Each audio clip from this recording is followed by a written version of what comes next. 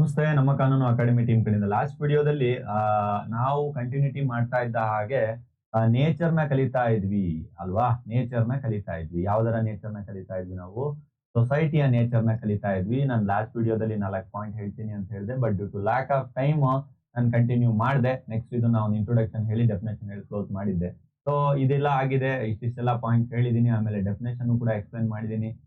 ಮ್ಯಾಕ್ Ivor page ಏನ್ ಹೇಳಿದ್ರು, Thomas ಹಾಬಸ್ ಏನ್ ಹೇಳಿದ್ರು, ಆಡಮ್ ಸ್ಮಿತ್ ಏನ್ ಹೇಳಿದ್ರು, ಎ.ಡಬ್ಲ್ಯೂ ಗ್ರೀನ್ ಏನ್ ಹೇಳಿದ್ರು, ಎಲ್ಲದನ್ನು ಕೂಡ ಒಂದಿಷ್ಟು ಇಂಟ್ರೊಡಕ್ಷನ್ ಕೂಡ ಹೇಳಿ.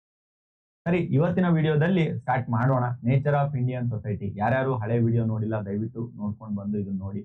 ಸೀಕ್ವೆನ್ಸ್ ಆಗಿ ನಮ್ಮ ಕ್ಲಾಸಸ್ ಗಳು ನಡೀತಾ ಇರುತ್ತೆ. ಪಾರ್ಟ್ಸ್ ಗಳನ್ನ ಸ್ಕಿಪ್ ಮಾಡಬಾರ್ದು. ಸೀಕ್ವೆನ್ಸ್ ಆಗಿ ಪಾರ್ಟ್ಸ್ ಗಳು ನೋಡ್ಬೇಕು, ಅವಾಗ್ಲೇ ತುಂಬಾ ಚೆನ್ನಾಗಿ ಅರ್ಥ ಆಗೋದು.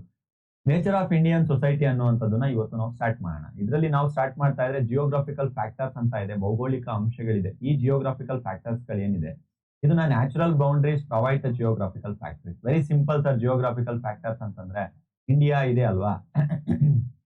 ನಾವು ಇಂಡಿಯಾ ಎಷ್ಟು ಬರುತ್ತೆ ಅಷ್ಟು ಬರಿತಾ ಇದೀವಿ ಆಯ್ತಾ. ನಾವು ಸ್ವಲ್ಪ ಟ್ರಯಾಂಗಲ್ ವೀಕ್ ಇದೀವಿ, ನೋಡಕ್ ಇಂಡಿಯಾ ತರ ಕಾಣುತ್ತೆ. ಓಕೆ, ಇಂಡಿಯಾದು ಬೌಂಡ್ರಿ ಇದೆಯಲ್ವಾ, ಇಂಡಿಯಾದು ಬೌಂಡ್ರೀಸ್ ಗಳನ್ನೇ ನಾವು ಜಿಯೋಗ್ರಫಿಕಲ್ ಫ್ಯಾಕ್ಟರಿ ಅಂತ ಜಿಯೋಗ್ರಫಿಕಲ್ ಫ್ಯಾಕ್ಟರ್ಸ್ ಅಂತ ಕರಿತೀವಿ. ಅಂತಂದ್ರೆ ಇದು ಎಷ್ಟು ಎಕರೆ ಇದೆ, ನೀವು ಅಂತಿರಲ್ಲ ಒಂದ್ 10 ಎಕರೆ ಇದೆ, 15 ಎಕರೆ ಇದೆ ಅಂತ. ಟೋಟಲ್ ಆಗಿ ಇದೆಷ್ಟಿದೆ ಅಂತಂದ್ರೆ ನಮ್ಮ ಇಂಡಿಯಾ 33 ಮಿಲಿಯನ್ ಸ್ಕ್ವೇರ್ ಕಿಲೋಮೀಟರ್ಸ್ ಗಳಿದೆ ಅಂತೆ. ಇದನ್ನೊಂದು ಬರಿಬೇಕು ನೀವು. ಇನ್ನೊಂದು ಸೆವೆಂತ್ ಲಾರ್ಜೆಸ್ಟ್ ಇನ್ ಏರಿಯಾದಲ್ಲಿ ಸೆವೆಂತ್ ಲಾರ್ಜೆಸ್ಟ್ ದೊಡ್ಡದಾದಂತಹ ಕಂಟ್ರಿ ನಮ್ ಇಂಡಿಯಾ ಎಲ್ಲಿದೆ? ನಾರ್ತ್ ಇಕ್ವೇಟರ್ ಇದೆ. ನಾರ್ತ್ ಇಕ್ವೇಟರ್ ಅಂತಂದ್ರೆ ಏನು? ಈ ಗೋಳ ಇದೆ ಅಂತಂದ್ರೆ ನಮ್ಮ ಇಂಡಿಯಾ ಇಲ್ಲಿ ಬರುತ್ತೆ. ಅರ್ಥ ಆಯ್ತಾ? ಇಲ್ಲಿ ಇಂಡಿಯಾ ಬರುತ್ತೆ.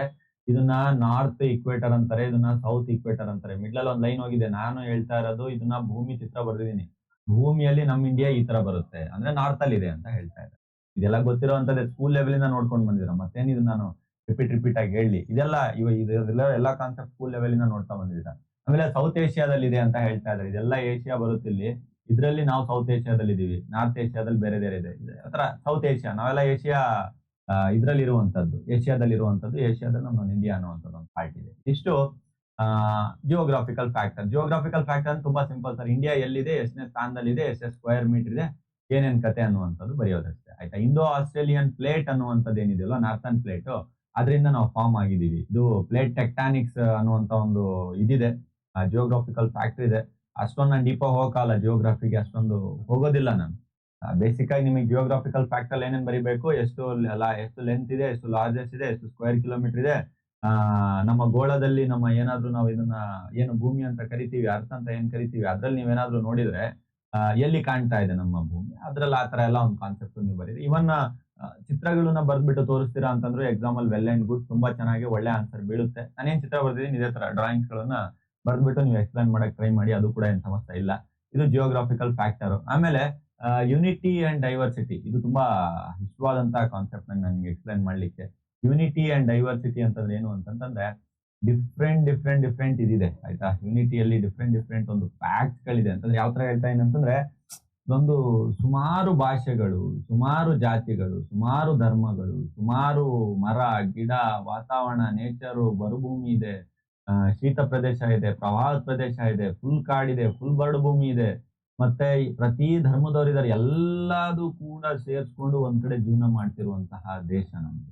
ಅದನ್ನೇ ನಾವೇನಂತ ಕರಿತೀವಿ, ಯೂನಿಟಿ ಅಂಡ್ ಡೈವರ್ಸಿಟಿ ಅಂತ ಹೇಳ್ತೀವಿ.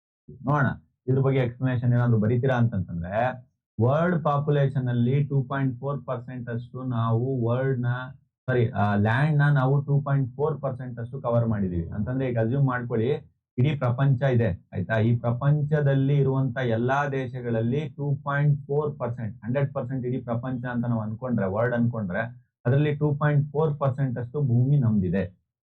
16% ಅಷ್ಟು ಪಾಪ್ಯುಲೇಷನ್ ನಮ್ದೇ ಇದೆ. ಇರುವಂತ 200 ಪ್ಲಸ್ ಕಂಟ್ರಿಗಳಲ್ಲಿ ನಮ್ದು ಒಂದೇ ದೇಶ 16% ಪಾಪ್ಯುಲೇಷನ್ ತಗೊಂಡಿದೆ ಅಂತಂದ್ರೆ, ಹತ್ತತ್ರ 140 ಕೋಟಿ ಕ್ರಾಸ್ ಆಗಿದೆ ಈಗ ಪಾಪ್ಯುಲೇಷನ್. ಸೊ ಥಿಂಕ್ ಮಾಡಿ ಒಂದ್ಸಲ, ಹೇಗೆ ಗವರ್ನ್ ಆಗ್ತಿರ್ಬೋದು, ಸಿಸ್ಟಮ್ ಹೇಗೆ ನಡೀತಾ ಇದೆ, ಏನ್ ನಡೀತಾ ಇದೆ. ತುಂಬಾ ಜಾಸ್ತಿ ಪಾಪ್ಯುಲೇಷನ್ ಇರುವಂತ ಕಂಟ್ರಿ ಚೀನಾ ಬಿಟ್ರೆ ನಮ್ದೇ ಇದೆ. ಈಗ ಚೀನಾನು ಕ್ರಾಸ್ ಮಾಡುತ್ತೆ ಅಂತ ಇತ್ತೀಚೆಗೆಲ್ಲ ನ್ಯೂಸ್ ರಿಪೋರ್ಟ್ಸ್ ಬರ್ತಾ ಇದೆ. ಮೇ ಬಿ ಕ್ರಾಸ್ ಕೂಡ ಮಾಡಬಹುದು ಹತ್ರದಲ್ಲಿ, ಈ ರೇಂಜ್ ಅಲ್ಲಿ ಏನಾದ್ರು ಹೋಗ್ತಾ ಇದ್ರೆ. Number 1 populated country in the world ಅಂತೇಳಿ ರೆಕಾರ್ಡ್ ಬ್ರೇಕ್ ಮಾಡುತ್ತೆ. India is the second most populous and the 7th largest country in the world. ಈಗ ಸೆಕೆಂಡ್ ಮೋಸ್ಟ್ ಇದೆ ಸದ್ಯದ ಮಟ್ಟಿಗೆ. ಪಾಪ್ಯುಲೇಷನ್ ಅಲ್ಲಿ ಸೆಕೆಂಡ್ ಮೋಸ್ಟ್, ಜನಸಂಖ್ಯೆಯಲ್ಲಿ 2ನೇ ಅತಿ ದೊಡ್ಡ ಜನಸಂಖ್ಯೆ ಇದೆ, 7ನೇ ಅತಿ ದೊಡ್ಡ ದೇಶ ಇದೆ ಜಾಗದಲ್ಲಿ.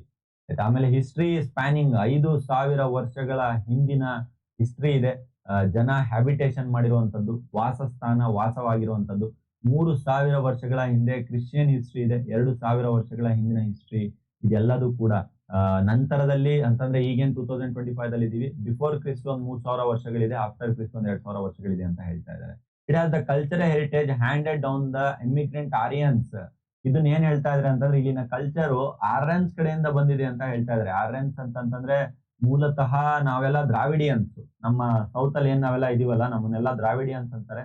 ನಾರ್ತ್ ಅಲ್ಲಿ ಇರೋರೆಲ್ಲ ಆರ್ಯನ್ಸ್ ಅಂತಾರೆ. ಈ ಆರ್ಯನ್ಸ್ ಅವಾಗೆಲ್ಲ ನಮ್ಮ 1947 ಇಂದ ಇಂಡಿಯಾ ಪಾಕಿಸ್ತಾನ ಅದೆಲ್ಲ ಇದೆ. ಸೊ ಹಾಗೆಲ್ಲ ಎಲ್ಲ ಸೇರಿ ಇಂಡಿಯಾ ಒಂದೇ ಕಡೆ ಇತ್ತು. ಈ ಕಡೆಯಿಂದ ಎಲ್ಲ ಎಂಟ್ರಿ ಕೊಟ್ಟಿರುವಂತದ್ದು ಆರ್ಯನ್ಸ್ ಅಂತ ಹೇಳಿ. ಒಂದ್ಸಲ ಗೂಗಲ್ ಔಟ್ ಮಾಡಿ ಸರ್ಚ್ ಮಾಡಕ್ ಟ್ರೈ ಮಾಡಿ, ಒಳ್ಳೊಳ್ಳೆ ಯೂಟ್ಯೂಬ್ ವಿಡಿಯೋಸ್ ಗಳಿದೆ, ಅದನ್ನು ಕೂಡ ನೋಡಿ ಒಂದ್ಸಲ. ಆರ್ಯನ್ಸ್ ಅಂದ್ರೆ ಯಾರು, ದ್ರಾವಿಡನ್ಸ್ ಅಂದ್ರೆ ಯಾರು ತಿಳ್ಕೊಳಕ್ ಟ್ರೈ ಮಾಡಿ, ಮಜಾ ಬರುತ್ತಿದೆಲ್ಲ. ಆಮೇಲೆ ಅಕ್ರಾಸ್ ದ ಹಿಮಾಲಯಸ್ ಗಳಿಂದ ಆರ್ಯನ್ಸ್ ಗಳು ಬಂದಿದ್ದಾರೆ. ಅವರು ಪ್ರೀ ಆರ್ಯನ್ಸ್ ಸೆಟಲ್ಡ್ ಆಗ್ಬಿಟ್ಟು ದಾಚೂಸ್ ಅಂಡ್ ದಾಸಾಸ್ ಅನ್ನುವಂತ ಒಂದು ಕಾನ್ಸೆಪ್ಟ್ ನ ಸ್ಟಾರ್ಟ್ ಮಾಡ್ಕೊಂಡು ಅವರೆಲ್ಲ ಏನ್ ಮಾಡಿದ್ದಾರೆ ಅಂತಂದ್ರೆ ಸೆಟ್ಲ್ ಆಗಿದ್ದಾರೆ ಕಂಪ್ಲೀಟ್ ಆಗಿ ಆರ್ಯನ್ಸ್ ಗಳು. ಆರ್ಯನ್ಸ್ ಗಳು ಆಕ್ಚುಲ್ ಆಗಿ ಏನ್ ಮಾಡಿದ್ದು ಅಂತಂದ್ರೆ ಆಕ್ರಮಣ ಮಾಡ್ಬಿಟ್ಟು ಅಲ್ಲಿರುವಂತ ಪ್ರದೇಶಗಳನ್ನ ಆಕ್ರಮಣ ಮಾಡ್ಕೊಂಡು ಅವರು ಜಾಗನ ತಗೊಂಡಿದ್ದು. ಇದೊಂದು ಬೇರೆ ಹಿಸ್ಟ್ರಿ ಇದೆ. ನಾನು ಮತ್ತೆ ಹಿಸ್ಟಾರಿಕಲ್ ಅಲ್ಲಿ ಹೋಗೋದಿಲ್ಲ. ಜಸ್ಟ್ ಆರ್ಯನ್ಸ್ ಬಂದಿದ್ದು ನಾರ್ತ್ ಇಂಡಿಯಾದಲ್ಲಿ ಅಂತ ತಗೊಳ್ಳಿ, ಸೌತ್ ಅಲ್ಲಿ ದ್ರಾವಿಡಿಯನ್ಸ್ ಅಂತ ಜ್ಞಾಪಕ ಇಟ್ಕೊಳ್ಳಿ. It's a socio-economical cultural diversity also reflected in habitual condition in the rural and urban and semi-urban areas.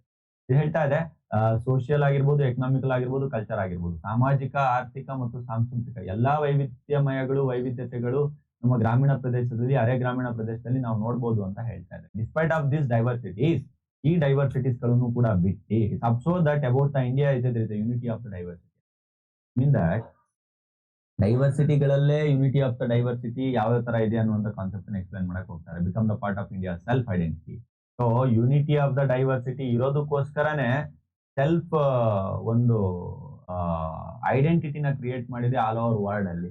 All over world ನವರು ಕೂಡ ಥಿಂಕ್ ಮಾಡ್ತಾರೆ, ಇವ್ರು ಯಾವ ರೀತಿ ಇದನ್ನ ಮೇಂಟೈನ್ ಮಾಡ್ತಿರ್ಬೋದು, ಇಷ್ಟೊಂದು ಡೈವರ್ಸಿಟಿಗಳಿದ್ದು, ಇಷ್ಟೊಂದು ವೆರೈಟಿಗಳಿದ್ದು, ಆದಾಗ್ಯೂ ಕೂಡ ಇಷ್ಟೊಂದು ಚೆನ್ನಾಗಿ ಅವರು ಯಾವ ರೀತಿ ಇದನ್ನ ಮೇಂಟೈನ್ ಮಾಡ್ತಾ ಇದ್ದಾರೆ ಅನ್ನುವಂಥ ಒಂದು ಕಾನ್ಸೆಪ್ಟ್ ನ ಥಿಂಕ್ ಮಾಡ್ತಾರೆ.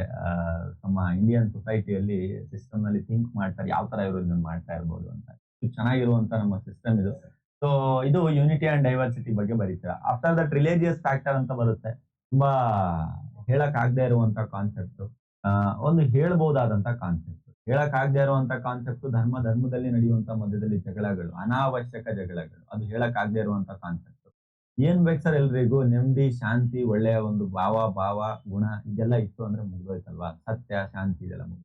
ಆದ್ರೆ ಎಲ್ಲಾ ಧರ್ಮದವರು ಇದ್ದಾರೆ ನಮ್ಮ ಭಾರತ ದೇಶದಲ್ಲಿ. ಎಲ್ಲಾ ಧರ್ಮದವರು ಕೂಡ ಬಾಳ್ವೆ ಮಾಡ್ತಾರೆ, ಜೀವನ ಮಾಡ್ತಾರೆ, ಅವರವರ ಸಂಸ್ಕೃತಿ ಮಾಡ್ತಾ ಇದ್ದಾರೆ. ಪೊಲಿಟಿಸೈಸ್ ಮಾಡಿದ್ದಾರೆ, ಅದು ನೆಗೆಟಿವ್ ಫ್ಯಾಕ್ಟರ್ ಲೈಕ್. ಈಗ ಪಾಸಿಟಿವ್ ಫ್ಯಾಕ್ಟರ್ ಅಂತ ಹೇಳ್ಬೇಕು ಅಂದ್ರೆ ಇಂಡಿಯಾ ಅನ್ನುವಂಥದ್ದು ಒಂದು ಡೆಮೋಕ್ರೆಟಿಕ್ ಕಂಟ್ರಿ ಆಗಿ, ಸೋಷಿಯಾಲಿಸ್ಟಿಕ್ ಆಗಿ, ಸೆಕ್ಯುಲರ್ ಆಗಿ, ಸಮಾಜವಾದಿ ಮತ್ತು ಜಾತ್ಯತೀತ ಪ್ರಜಾಸತ್ತಾತ್ಮಕ ಕಂಟ್ರಿ ಅಂತೇಳಿ ನಾವು ಕರ್ಸ್ಕೊಳ್ತೀವಿ. India is the birth place of many world religion. World ನ ಸುಮಾರು ರಿಲಿಜಿಯನ್ಸ್ ಗಳು ಬರ್ತಾಗಿರುವಂತ ನಮ್ದೊಂದು ಕಂಟ್ರಿ. ಈಗ ನಾವೆಲ್ಲ ನೋಡಿದೀವಿ ಬುದ್ಧಿಸಂ ಎಲ್ಲಿ ಬರ್ತಾಗಿದ್ದು, ನಮ್ಮ ಇಂಡಿಯಾದಲ್ಲಿ ಬರ್ತಾಗಿದ್ದು ಸುಮಾರು. ಹಿಂದೂಯಿಸಂ, ಬುದ್ಧಿಸಂ ಆಯ್ತಾ, ಸುಮಾರು ಧರ್ಮಗಳು, ಸುಮಾರು ದೊಡ್ಡ ಧರ್ಮಗಳೆಲ್ಲ ಇಲ್ಲಿ ನಮ್ಮ ಇಂಡಿಯಾದಲ್ಲಿ, ಭಾರತ ದೇಶದಲ್ಲಿ ಉದ್ಭವ ಆಗಿದೆ. ಹಾಗೆ ಸುಮಾರು ಧರ್ಮಗಳು ಸೇರ್ಬಿಟ್ಟು ಒಂದೇ ಕಡೆ ವಾಸವಾಗಿರುವಂತಹ ಒಂದು ನಿದರ್ಶನ ಕೂಡ ನಮ್ಮ ಭಾರತ ದೇಶದಲ್ಲಿ ನಡೀತಾ ಇದೆ. ಇದು ಒಂದು ಒಳ್ಳೆ ನೇಚರ್ ನಮ್ಮ ಇಂಡಿಯಾದು. ಸರಿ, ನೀವು ನೆಕ್ಸ್ಟ್ ಏನಾದ್ರು ಬಂದ್ರೆ ಲ್ಯಾಂಗ್ವೇಜಸ್ಗಳು. ಹೇಗೆ ಧರ್ಮಗಳು ಬೇರೆ ಬೇರೆ ಇದೆ, ಹಾಗೆ ಭಾಷೆಗಳು ಕೂಡ ಸುಮಾರಿದೆ. ಭಾಷೆಗಳು ಅಂತ ನೀವೇನಾದ್ರೂ ಬಂದ್ರೆ ಅಫಿಷಿಯಲ್ ಲ್ಯಾಂಗ್ವೇಜ್ ಅಂತೇಳಿ ಕಾನ್ಸ್ಟಿಟ್ಯೂಷನ್ ಅಲ್ಲಿ ಒಂದು 22 ಭಾಷೆಗಳನ್ನ ಘೋಷಣೆ ಮಾಡಿದ್ದಾರೆ. ಆಫ್ಟರ್ ದಟ್ ಈಗ ಜನ ಮಾತಾಡ್ತಾ ಇರುವಂತ ಮೇಜರ್ ಭಾಷೆಗಳು ಎಲ್ಲಿಂದ ಬಂದಿರೋ, ಯಾವ ಫ್ಯಾಮಿಲೀಸ್ ಇಂದ ಬಂದಿರೋವು ಅಂತ. ಫ್ಯಾಮಿಲೀಸ್ ಇಟ್ ಮೀನ್ ದಟ್ ಈಗ ನಮ್ ದೇಶ ಇಡೀ ಪ್ರಪಂಚ ಅಂತ ತಗೊಂಡ್ರೆ ಬೇರೆ ಬೇರೆ ದೇಶದಿಂದ ಬಂದು ಅಡಾಪ್ಟ್ ಆಗಿ ಬರುವಂತ ಭಾಷೆಗಳು ಇರುತ್ತೆ. ಆಸ್ಟ್ರಾಯಿಕ್, ದ್ರಾವಿಡಿಯನ್, ಸಿನೋ ಟಿಬಿಯನ್, ಆಮೇಲೆ ಇಂಡೋ ಯುರೋಪಿಯನ್, ಇಂಥ ಭಾಷೆಗಳೆಲ್ಲ ನಮ್ಮ ದೇಶದಲ್ಲಿ ಮಾತಾಡ್ತಾ ಇದ್ದಾರೆ. ಈ ಭಾಷೆಗಳ ಹೆಸರೇ ಕೇಳಿಲ್ಲಲ್ಲ ಅಂತ ಹೇಳ್ತಾ ಇದ್ದಾರೆ. ಇದೊಂದು ಝೋನು. ಈಗ ನಮ್ಮ ಆಲ್ ಓವರ್ ವರ್ಲ್ಡ್ ಅಲ್ಲಿ ಇಂಡಿಯಾ ಇದೆ. ಇಂಡಿಯಾದಲ್ಲಿ ಯುರೋಪಿಯನ್ ಕಡೆಯಿಂದ ಬಂದ್ರೆ ಅದನ್ನ ಇಂಡೋ ಯುರೋಪಿಯನ್ ಅಂತಾರೆ. ಟಿಬೇಟಿಯನ್ ಕಡೆಯಿಂದ ಬಂದ್ರೆ ಅದನ್ನ ಸೈನೋ ಟಿಬೇಟಿಯನ್ ಅಂತಾರೆ. ಸೌತ್ ದ್ರಾವಿಡಿಯನ್ಸ್, ನಾವೆಲ್ಲ ಹೇಳಿದೆ ಅವಾಗ್ಲೂ, ನಾವೆಲ್ಲ ದ್ರಾವಿಡಿಯನ್ಸ್ ಅಂತ ಹೇಳಿ. ತಮಿಳ್ನಾಡು, ಆಂಧ್ರ, ಕೇರಳ, ಕರ್ನಾಟಕ, ನಾವೆಲ್ಲ ಏನಿದೆ ದ್ರಾವಿಡಿಯನ್ಸ್ ಅಂತ ಕರ್ಸ್ಕೊಳ್ತೀವಿ. ನಮ್ಮ ಭಾಷೆ ಏನಿದೆ ಅಲ್ವಾ, ಎಲ್ಲ ಸಿಮಿಲರ್ ಆಗಿರುತ್ತೆ. ಒಂದ್ ಸ್ವಲ್ಪ ಕನ್ನಡ, ತಮಿಳ್, ತೆಲುಗು, ಮಲಯಾಳಂ ಎಲ್ಲ ಸಿಮಿಲರ್ ಆಗಿರುತ್ತೆ. ಇನ್ನೊಂದಿದೆ ಆಸ್ಟ್ರಾಯಿಕ್ ಅಂತೇಳಿ. ಆಸ್ಟ್ರಾಯಿಕ್ ಅನ್ನುವಂತಹ ಭಾಷೆನೂ ಕೂಡ ಅದೊಂದು ಗ್ರೂಪ್ ಇದೆ. ನೆಕ್ಸ್ಟ್ ಕಾನ್ಸೆಪ್ಟ್ ಅಲ್ಲಿ ರೇಸಿಯಲ್ ಡಿವಿಷನ್ ಅಂತ ಇದೆ, ಜನಾಂಗೀಯ ವಿಭಾಗ. ಅದ್ರಲ್ಲಿ ನಾನು ಕಂಪ್ಲೀಟ್ ಆಗಿ ಕಾನ್ಸೆಪ್ಟ್ ಗಳನ್ನ ಎಕ್ಸ್ಪ್ಲೈನ್ ಮಾಡ್ತಾ ಹೋಗ್ತೇನೆ. ಈಗ ನೆಕ್ಸ್ಟ್ ಲೈನ್ ಅಲ್ಲಿ India the rich heritage, language and literature and many of the emerge world countries ಅಂತ ಹೇಳಿ. ಮೀನ್ ದಟ್ ಇಂಡಿಯಾ ಅನ್ನುವಂಥದ್ದು ಲಿಟ್ರೇಚರ್ ಅಲ್ಲಿ ಲಿಟ್ರೇಚರ್ ಇಟ್ ಮೀನ್ ದಟ್ ಸಾಹಿತ್ಯ ಅಂತ ನಾವೇನ್ ಕರಿತೀವಿ ಸಾಹಿತ್ಯದಲ್ಲಿ ತುಂಬಾ ದೊಡ್ಡ ಹೆಸರು ಮಾಡಿದೆ.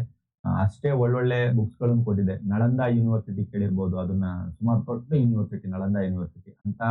ನಳಂದ ಯೂನಿವರ್ಸಿಟಿ ಇಟ್ಟಿರುವಂತ ಒಂದು ದೇಶ ನಮ್ದು ಆಯ್ತಾ. ಅದನ್ನ ಹಾಳಾಯ್ತದು, ಸುಮಾರು ಆಕ್ರಮಣಕಾರಿಗಳಿಂದ ಹಾಳಾಯ್ತು, ಅದು ಬೇರೆ ವಿಷಯ. ಬಟ್ ಅಂತಂತ ದೊಡ್ಡ ಲಿಟ್ರೇಚರ್ ಗಳನ್ನ ಇಟ್ಟಿದಂತ ದೇಶ, ಜ್ಞಾನದಲ್ಲಾಗಿರ್ಬೋದು ಯಾವ್ದ್ರಲ್ಲಾಗಿರ್ಬೋದು.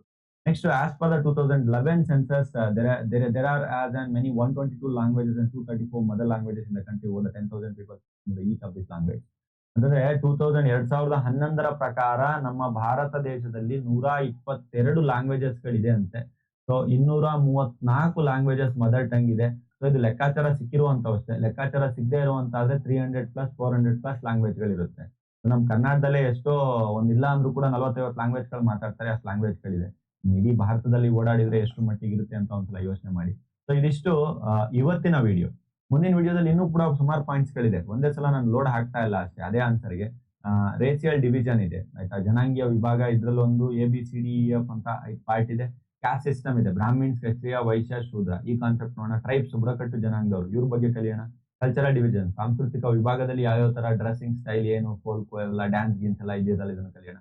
ಪೊಲಿಟಿಕಲ್ ಫ್ಯಾಕ್ಟರ್ ಯಾವ ರೀತಿ ನಮ್ಮ ಇಂಡಿಯನ್ ಸೊಸೈಟಿಗೆ ನೇಚರಿಗೆ ಇಂಪ್ಯಾಕ್ಟ್ ಆಗಿದೆ ಅನ್ನೋಂಥದ್ದನ್ನ ಕಲಿಯೋಣ. ಆಫ್ಟರ್ ದಟ್ ಸುಮಾರು ವಿಷಯಗಳಿದೆ. ಮತ್ತೆ ನಾನು ಅದನ್ನೆಲ್ಲದನ್ನು ಕೂಡ ಹೇಳ್ಬಿಟ್ಟು ಕನ್ಫ್ಯೂಸ್ ಮಾಡಕ್ ಹೋಗಲ್ಲ, ಒಂದೊಂದಾಗೆ ಕಲಿತಾ ಹೋಗೋಣ. ಸರಿ, ಇವತ್ತಿನ ವಿಡಿಯೋದಲ್ಲಿ ನಾವ್ ಏನ್ ಕಲ್ತ್ವಲ್ವಾ ಅದನ್ನ ಒಂದು ಕ್ವಿಕ್ ರಿವಿಷನ್ ಮಾಡ್ಕೋಣ. ಸಣ್ಣದಾಗಿ ಒಂದು ಕ್ವಿಕ್ ರಿವಿಷನ್ ಮಾಡ್ಕೊಂಡು ಕ್ಲಿಯರ್ ಮಾಡ್ಕೋಣ. ಇವತ್ತಿನ ವಿಡಿಯೋದಲ್ಲಿ ನಾವು ಕಲ್ತಿದ್ದೇನು ಅಂತಂದ್ರೆ, ನೇಚರ್ ಆಫ್ ದ ಸೊಸೈಟಿ ಅಂತ ಏನಿದೆ ಅದರಲ್ಲಿ ಸ್ಟಾರ್ಟಿಂಗ್ ಇಂದ 4 ಪಾಯಿಂಟ್ ನ ಕಲ್ತು. Nature, explain the nature of Indian society ಅಂತ ಕೇಳಿದಾಗ geographical unity and diversity, religious factor, language, ಈ 4 ವಿಷಯನ ಇವತ್ತಿನ ವಿಡಿಯೋದಲ್ಲಿ ಕಲಿಸಿ. ಇದನ್ನ ಲಾಸ್ಟ್ ವಿಡಿಯೋದಲ್ಲೇ ನಾನು ಡೆಫಿನೇಷನ್ ಎಲ್ಲ ಹೇಳ್ಕೊಟ್ಟಿದ್ದೆ ನಿಮ್ಗೆ. ಈಗ ನೇಚರ್ ಅಂಡ್ ಇಂಡಿಯನ್ ಸೊಸೈಟಿ ಅಂತ ಬರ್ತಾ ಇದೆ ಅಂತಂದ್ರೆ, ಜಿಯೋಗ್ರಾಫಿಕಲ್ ಫ್ಯಾಕ್ಟರಿಯಲ್ಲಿ ನಾವು ಸೌತ್ ಏಷ್ಯಾದಲ್ಲಿ ಬರ್ತೀವಿ.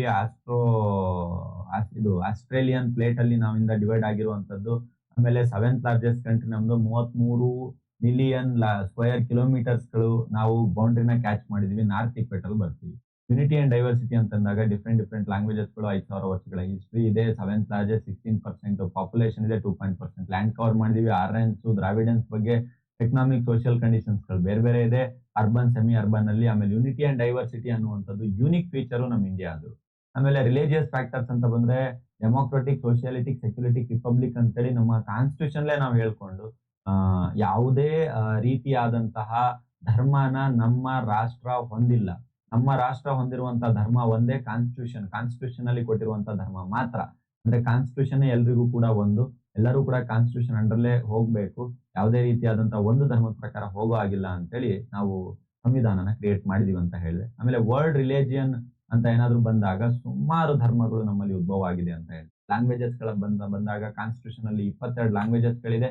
ಒಂದಿಷ್ಟು ಫ್ಯಾಮಿಲೀಸ್ ಗಳು ಹೇಳಿದೆ, ಬೇರೆ ಬೇರೆ ದೇಶಗಳಿಂದ ನಮ್ಮ ದೇಶಕ್ಕೆ ಬಂದು ಹೇಗೆ ಅದು ಬೆಳವಣಿಗೆನ ಹೊಂದಿದೆ. Australoid, Dravidian, Sino Tibetan and Indo European, ಅದ್ರ ಬಗ್ಗೆ ನಾನು ಎಕ್ಸ್ಪ್ಲೈನ್ ಮಾಡಿದೆ. ಪಾರ್ಟ್ ಫ್ರಮ್ ದಿಸ್ ಲಿಟ್ರೇಚರ್ ಅನ್ನುವಂಥ ತುಂಬಾ ಹೆಸರಾಂತವಾಗಿದೆ. ನಳಂದ ಯೂನಿವರ್ಸಿಟಿ ಎಕ್ಸಾಂಪಲ್ ತಗೊಂಡು ಹೇಳ್ತಾ, 2011ರ ಜನಗಣತಿಯ ಪ್ರಕಾರ 122 ಭಾಷೆಗಳು, 234 ಮದರ್ ಟಂಗ್ ಭಾಷೆಗಳು, 10,000ಕ್ಕಿಂತ ಹೆಚ್ಚು ಜನ ಒಂದೊಂದು ಭಾಷೆಗಳನ್ನು ಆಡುವಂತ ವ್ಯಕ್ತಿಗಳಿದ್ದಾರೆ ಅಂತ ಹೇಳಿದೆ. ಇವನ್ ಕೆಲವೊಂದು ಭಾಷೆಗಳು 1,000-2,000 ಜನ ಮಾತಾಡೋವೆಲ್ಲ ಲೆಕ್ಕ ತಗೊಂಡ್ರೆ 1,000 ಭಾಷೆಗಳ ಮೇಲಾಗುತ್ತೆ. ಒಂದು ಜನರಲ್ ಐಡಿಯಾ ಇರಲಿ ನಮ್ಮಲ್ಲಿ ಎಷ್ಟು ಭಾಷೆಗಳಿದೆ ಅಂತ. ಅದ್ರಲ್ಲಿ ನಮ್ದು ಕನ್ನಡ ಒಂದು ಭಾಷೆ, ತುಂಬಾ ಹಳೆ ಭಾಷೆ, ಒಳ್ಳೆ ಅದ್ಭುತವಾದ ಭಾಷೆ. ಎನಿಯೋ, ನಾವು ಮುಂದಿನ ಕಾನ್ಸೆಪ್ಟ್ಸ್ ಗಳನ್ನ ಮುಂದಿನ ವಿಡಿಯೋದಲ್ಲಿ ಕಲಿಯೋಣ. ಇದಿಷ್ಟು ಹೇಳ್ತಾ ಇವತ್ತಿನ ವಿಡಿಯೋ ಕ್ಲೋಸ್ ಮಾಡ್ತಾ ಇದ್ದೇನೆ. So thank you very much from ನಮ್ಮ ಕಾನೂನು ಲಾ ಅಕಾಡೆಮಿ. Thank you.